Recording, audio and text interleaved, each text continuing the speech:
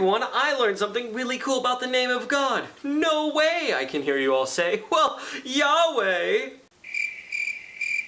I'll just let myself out.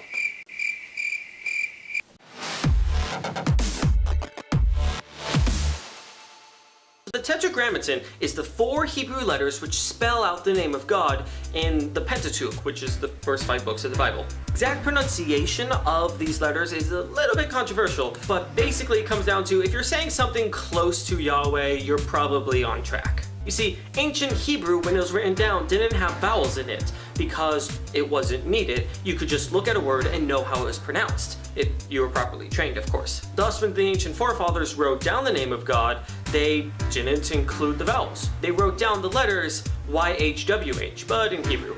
Starting around the 1st century BC, the Jews started saying Adonai whenever they would see the Tetragrammaton in their scriptures, and if they're ever reading them out loud.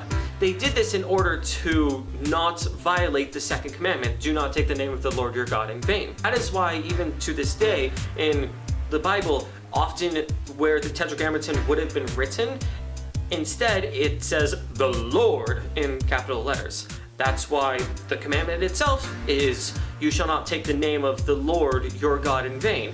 If we were saying it with the Tetragrammaton, it would be, do not take the name of Yahweh your God in vain. So when the Jews started to write their scriptures in Greek so that others might learn about their faith, Greek does have vowels in it, and so the way it was written out in Greek was basically Yahweh. But you might have heard it pronounced as Jehovah. How did this get started? In the Middle Ages, when the Jews again finally developed vowel markings in their writings, they still didn't have letters as we would understand it, rather they're markings that go above and below consonants. They would write out the letter markings for Adonai over the Tetragrammaton.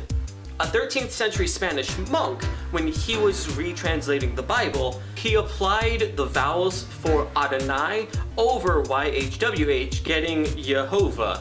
But of course the Y was spelt with a J, and so if you would look at it like that, we get Jehovah. That's some interesting information behind the pronunciation of God's name, but God's actual name has some very interesting meaning behind it. Specifically, Yahweh is a noun derived from the 3rd person singular imperative conjugation of the Hebrew verb to be. Imperfect in this context means applying the attribute of the verb to the person. Thus, the attribute being applied to God is being. Now, in English, whenever the Tetragrammaton is shown, not necessarily as Yahweh, but in the famous Exodus passage, it's normally translated as I am who am, or I am who is. But unfortunately, the English hides a beautiful linguistic debate on which version of the Hebrew word of to be we derive Yahweh from. And I'm not going to bore you with the linguistics behind that because, while fascinating, it's really complicated.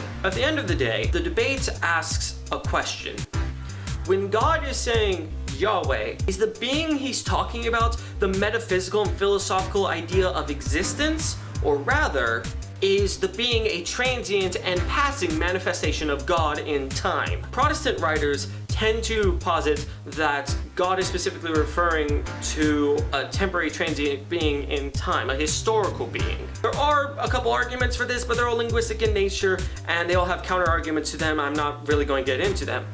I'm going to explore the other aspect. Catholic Church and the Eastern Orthodox churches, on the other hand, go with the idea that the being God is talking about is the metaphysical and philosophical idea of existence. When he's saying Yahweh is meaning the whole idea of existence, this raises a couple of very interesting implications. Because if the name God has chosen to call himself refers to a being who is existence, the quality of being, what does it say about God?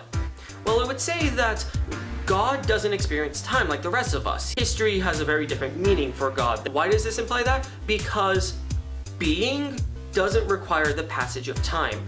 Motion, action, all of that requires the passage of time, but simply a state does not necessitate time.